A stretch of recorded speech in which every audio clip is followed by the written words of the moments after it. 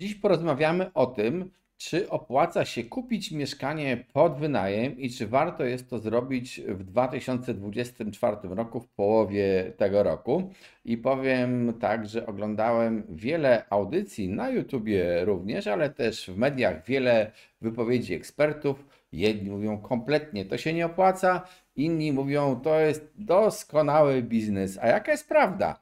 Prawda jak zawsze leży po środku. I o tym postaram się Wam opowiedzieć dzisiaj, bo każdy z tych ekspertów usiłuje dopasować często argumenty do z góry założonej tezy. No, nie jest to najlepsze postępowanie i postaram się wyjaśnić. Ale jeżeli interesuje Ciebie rynek nieruchomości, no to oczywiście zapraszam do subskrybowania tego kanału, do pisania nam w komentarzach sugestii nowych tematów, dzielenia się swoimi odczuciami o rynku nieruchomości.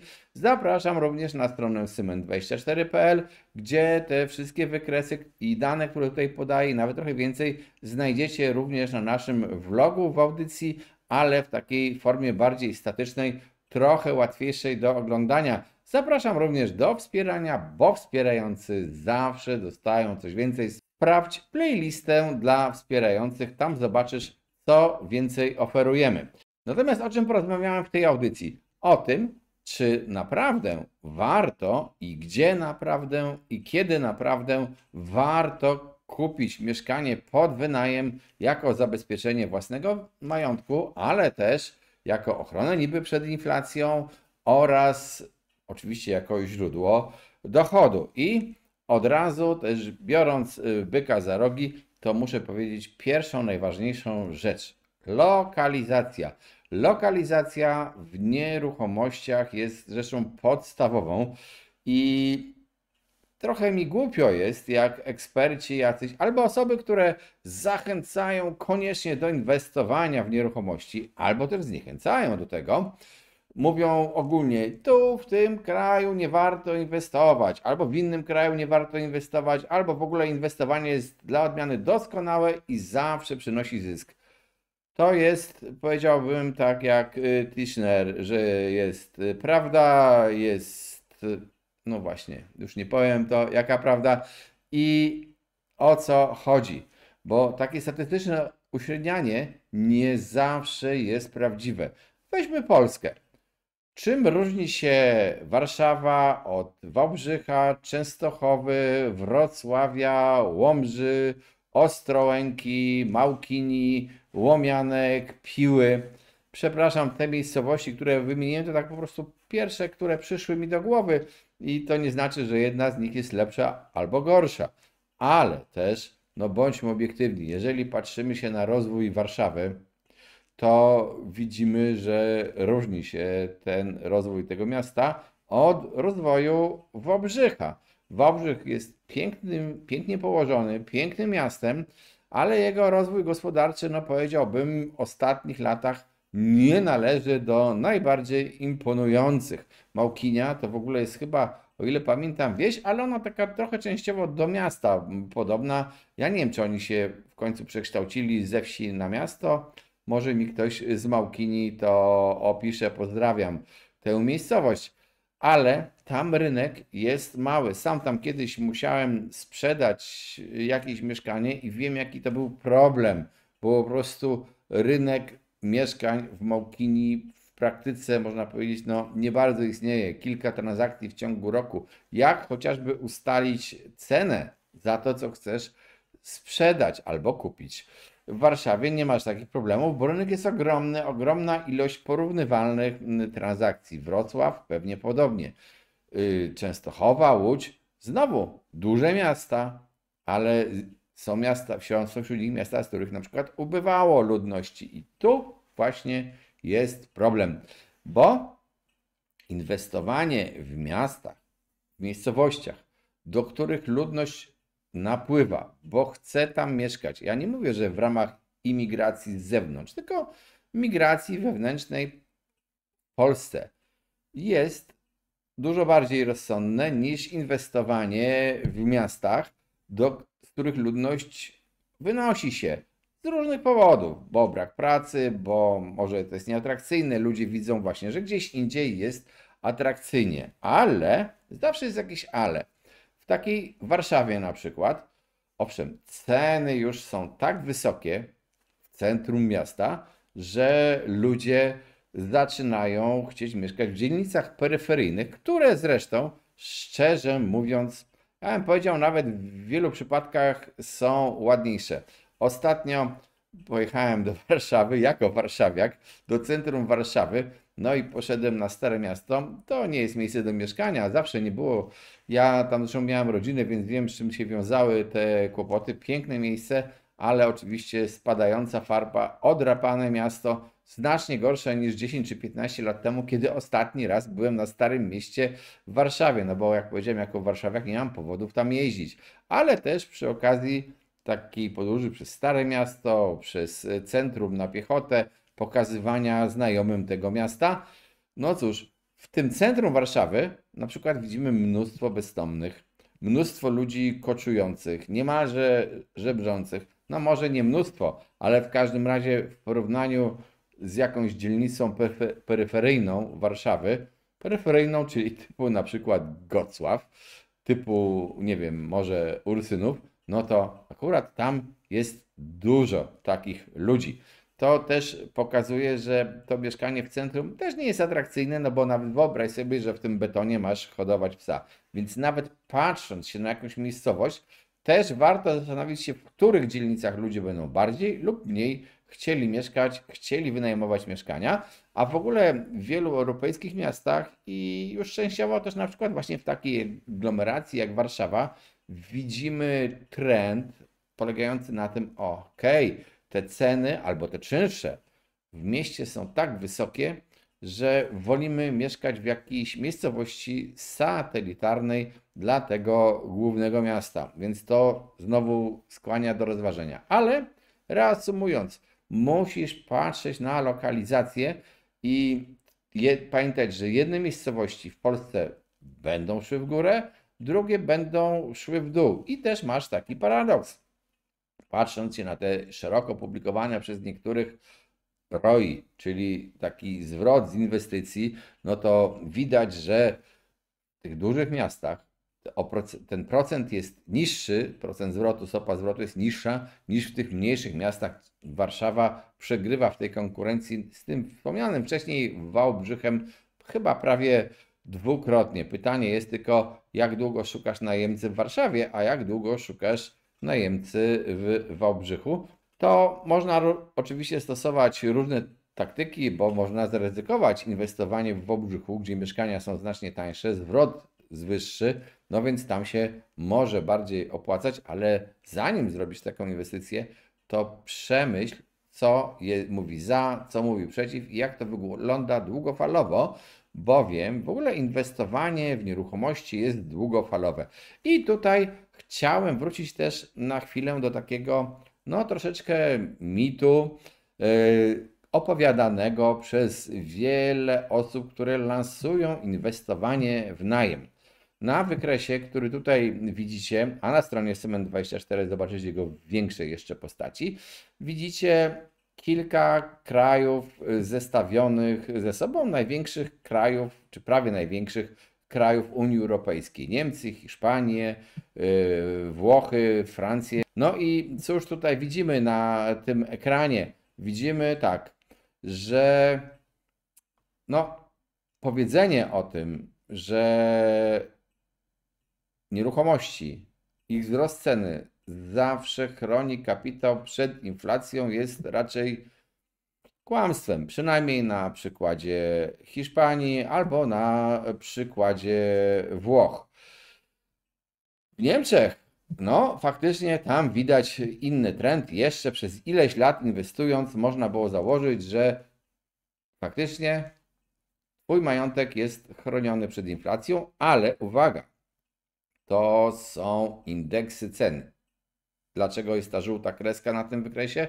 Dlatego, że ona pokazuje punkt, w którym ten indeks przyjął wartość 100. Indeksy to znaczy, że ceny jakieś tam dzielimy sobie jedne przez coś. Odniesieniem jest cena z 2015 roku i albo coś było kiedyś drożej, albo było taniej, a później po tym 2015 roku wzrosło albo staniało. Prześledźcie sobie te wykresy, bo one są właśnie też przeliczone przez wskaźnik inflacji. Dodam też, że oczywiście nieruchomości nie są w koszyku inflacyjnym, ale warto je porównać z tym koszykiem inflacyjnym, takim typowym liczonym, no bo to pokazuje nam, jak nam się ten kapitał przechowuje w tych nieruchomościach. Jak widać, w długich okresach niekoniecznie.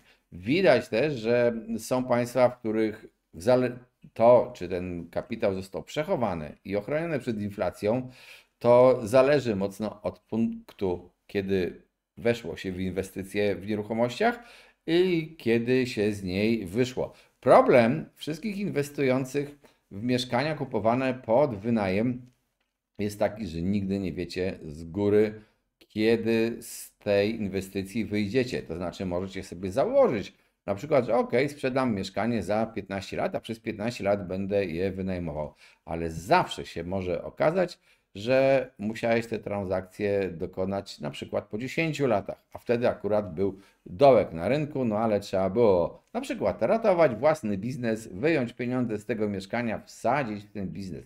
Nie ty zawsze decydujesz o momencie wyjścia z tej transakcji. No oczywiście trzeba pamiętać, że na ten strumień takiego przychodu z inwestycji w wynajem, mieszkanie na wynajem, to są jakby dwa składniki. Pierwsze to jest to, co dostajesz w czynszu od tych, którzy ci płacą.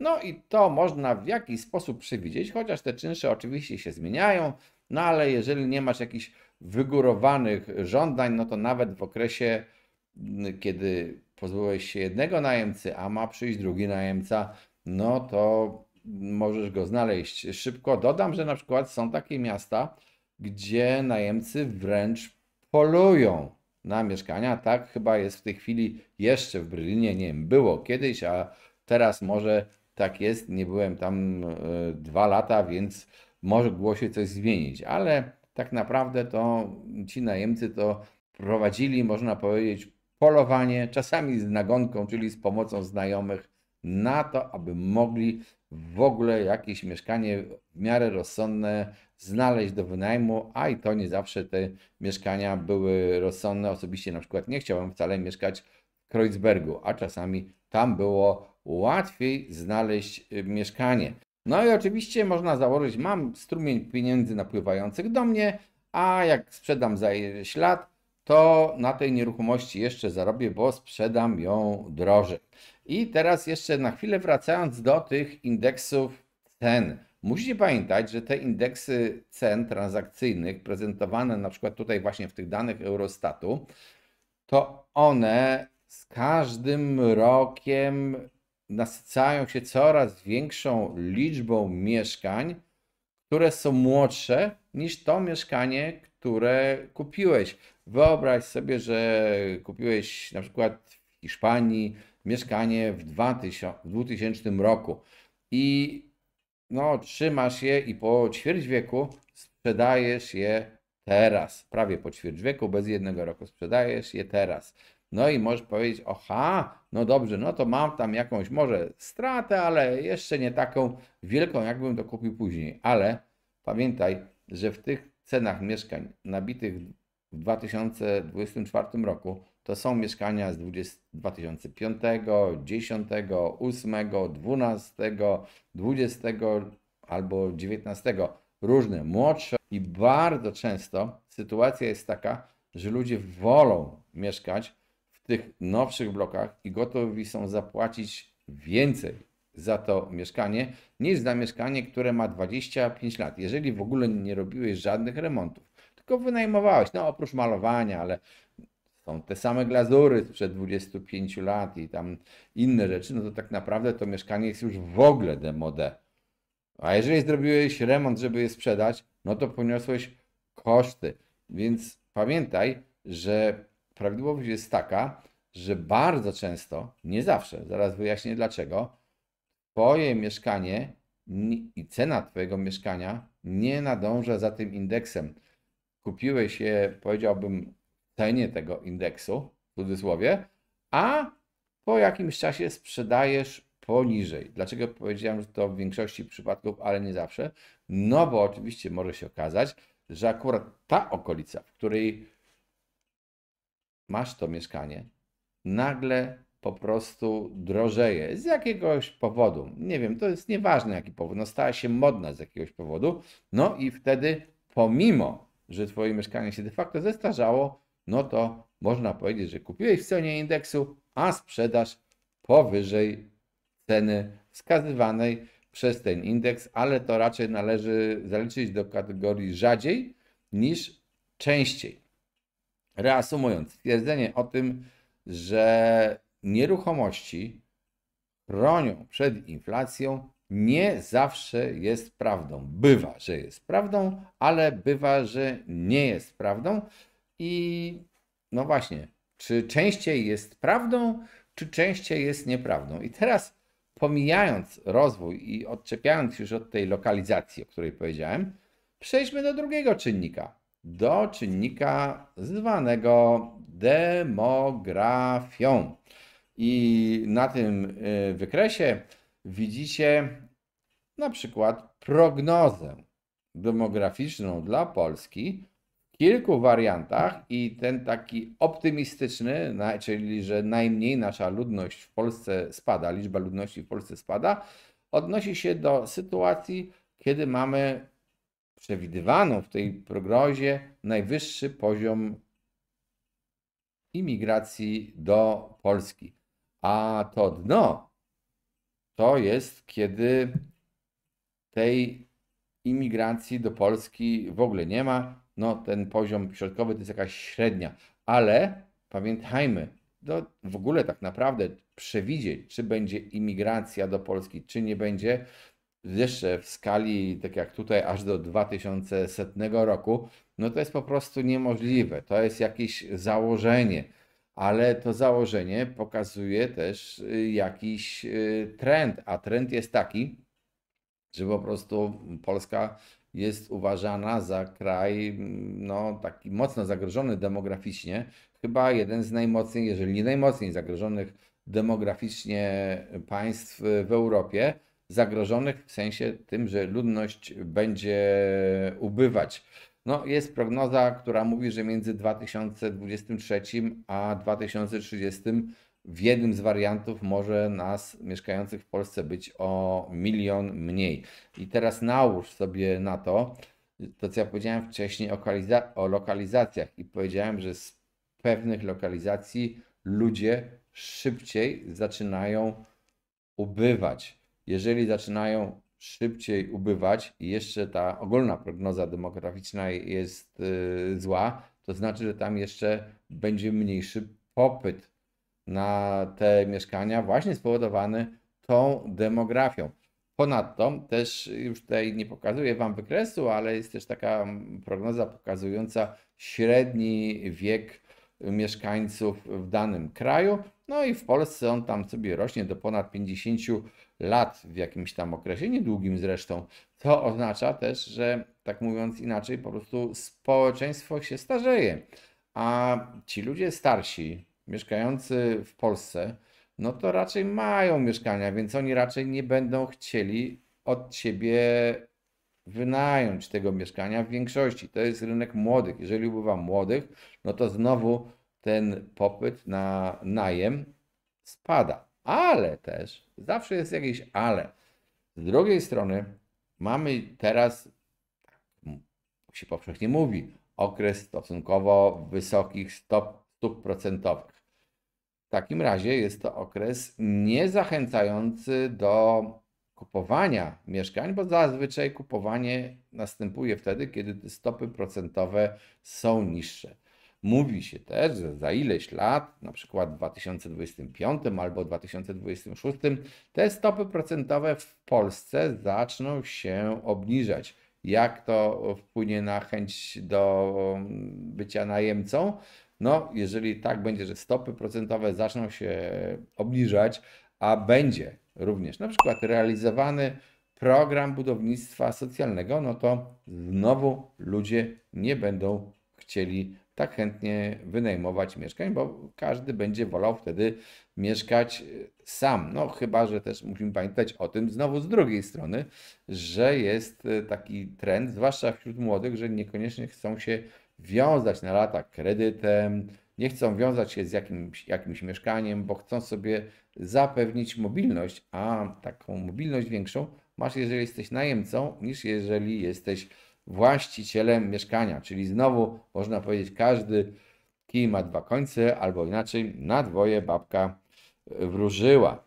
Ale teraz wróćmy do tego momentu, kiedy rozważamy, no dobrze, kupimy to mieszkanie i kupimy je na przykład na kredyt. I to wiele osób mówi, to się totalnie nie opłaca, to jest straszne, bo ta rata jest dzisiaj wyższa niż ten czynsz, który mogę dostać w zamian za to mieszkanie. Oczywiście to zależy, no bo to zależy po pierwsze, jaki był Twój wkład własny i na jakim poziomie LTV ktoś się zakredytował. I może tak być faktycznie, że to kupno na kredyt sprawia, że ta rata jest wyższa niż ten czynsz. Ale, i tutaj znowu kolejne ale, niekoniecznie to musi być bardzo złe. No bo wyobraź sobie taki przykład. Twoja rata wynosi na przykład 3,5 tysiąca, a czynsz, który otrzymujesz za to mieszkanie, wynosi 3 tysiące. No już tam teraz nie wdając się w rozliczenia podatkowe i w to, jak regularnie ten czynsz dostajesz, czy też jakie są przerwy między najemcami, jakie musisz robić remonty w międzyczasie wynajmując długofalowo to mieszkanie, to oczywiście są jakieś koszty. Ale zobacz, to jest tak, że na przykład mieszkanie kosztowało 100 jednostek, to jakieś zupełnie abstrakcyjne, 100 jednostek. 20% to był Twój wkład, 80% finansujesz sobie teoretycznie z tego kredytu, no ale zamiast dostawać czynsz równy albo wyższy tej racie, no to musisz 500 zł dopłacić. No to policz sobie. No to moja rata wynosi 3500, a ja mam przychód z czynszu 3000. 500 zł różnicy. Ale tak naprawdę to jest 6000 rocznie i za 6000 rocznie co roku płacone, powiedziałem, to jest pewne uproszczenie. Kupujesz sobie mieszkanie i w dodatku to mieszkanie za ileś lat będziesz mogła sprzedać. No to okazuje się, że to Twoje mieszkanie tak naprawdę nie kosztowało Ci tak wiele. Jednak mniej, znacząco mniej. W dużej części za to mieszkanie zapłacił Ci najemca. Może się też zdarzyć, że ta relacja raty do czynszu z czasem ulegnie zmianie. Może się pogorszyć dla Ciebie, a może się polepszyć. Tak więc takie liczenie, że ojejku, Boże, to w ogóle się nie opłaca, bo nie ma tego zwrotu z inwestycji, to się nie opłaca, a jeszcze w dodatku na przykład ta rata mi nie pokrywa tego czynszu, to jest dramat i w ogóle nie warto. No, to wskazuje na to, że trzeba być ostrożnym, że trzeba na te wspomniane przeze mnie wcześniej czynniki uważać. Ale też to wskazuje, co powiedziałem wcześniej, że nawet taki zakup z tym ujemnym stosunkiem wysokości raty do wysokości czynszu też czasem może być opłacalny. Nie zawsze. No, musicie się pogodzić po prostu z tym, że inwestowanie każde jest obarczone ryzykiem i także inwestowanie w nieruchomości jest obarczone ryzykiem. Nie można mówić, że inwestowanie w nieruchomości jest całkowicie bezpieczne, bo to nie jest prawda. Ale też z drugiej strony nie można mówić i głosić jako prawdę objawioną, że rynek najmu totalnie upadł i że nie warto jest inwestować w mieszkania pod wynajem. Po prostu należy, moim zdaniem, rozważyć te wszystkie czynniki. Zastanowić się na przykład, czy jeżeli kupujesz to mieszkanie pod wynajem i to w dodatku wspomagasz się kredytem, to czy będzie Ciebie stać na, w cudzysłowie, dopłacanie do tej raty, tej różnicy między czynszem a ratą.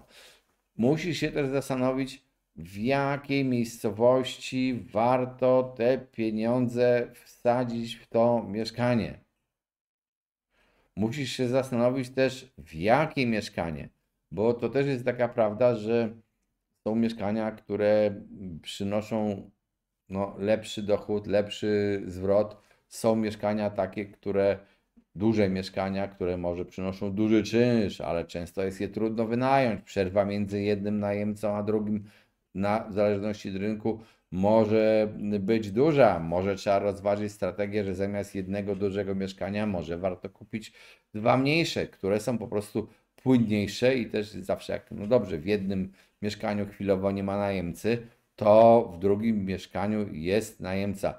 Musisz patrzeć się na to, co w koło, czy się buduje i czy inwestują obok ciebie na przykład jakieś fundusze, takie, które profesjonalnie inwestują w najem, to szczególnie w tych dużych miastach, bo one tam najmocniej wchodzą, te fundusze i po prostu może się okazać, że Twoja oferta jako tego prywatnego najemcy jest, no cóż, można powiedzieć tak delikatnie mówiąc, niezbyt popularna wśród najemców, nawet gdy w tym funduszu ten najemca musi na przykład zapłacić o 100 zł więcej. Dlaczego? Dlatego, że wielu najemców woli wynająć od instytucji, która jest stabilna emocjonalnie i nie narażać się na, w cudzysłowie, fochy właściciela. Poza tym te budynki, które mogą być budowane, czy też są budowane z przeznaczeniem pod wynajem, no, mogą być często atrakcyjniejsze niż budynki budowane pod potrzeby ludzi, którzy mieszkają, czy też już istniejące budynki pod potrzeby ludzi mieszkają. Mogą mieć na przykład jakieś pralnie, sale gimnastyczne, rozmaite udogodnienia dodatkowe, które przyciągają kolejnych najemców. No, tak bywa. Reasumując, na pewno nieprawdą jest powiedzenie, że najem to jest zawsze wspaniała inwestycja, ale też nieprawdą jest powiedzenie, że najem umarł i nie warto inwestować w mieszkania pod wynajem. To są po prostu nieruchomości. Trzeba myśleć długofalowo, trzeba pamiętać, że przyszłości nie da się przewidzieć. Trzeba zastanowić się nad prawdopodobnymi scenariuszami rozwoju naszego kraju, naszych kredytów, danej lokalizacji, zejść na ten niższy poziom i dopiero podejmować decyzję o tym, czy warto kupić mieszkanie pod wynajem, czy też tego zupełnie nie warto robić. Oczywiście tych czynników jest znacznie więcej, no ale po co mamy mówić o jakimś zagrożeniu wojną na wschodzie, kolejną zarazą, pomorem, jakimś innym krachem, jeżeli takie rzeczy są tak naprawdę nieprzewidywalne i one po prostu albo będą, albo ich nie będzie. Jeżeli interesuje Ciebie rynek nieruchomości, zapraszam do subskrybowania tego kanału na stronie symen24.pl. Ta audycja wzbogacona o dodatkowe dane. Pisz nam w komentarzach sugestie nowych tematów, opinie Twoje o rynku nieruchomości. Zapraszam do wspierania. Cześć, trzymajcie się.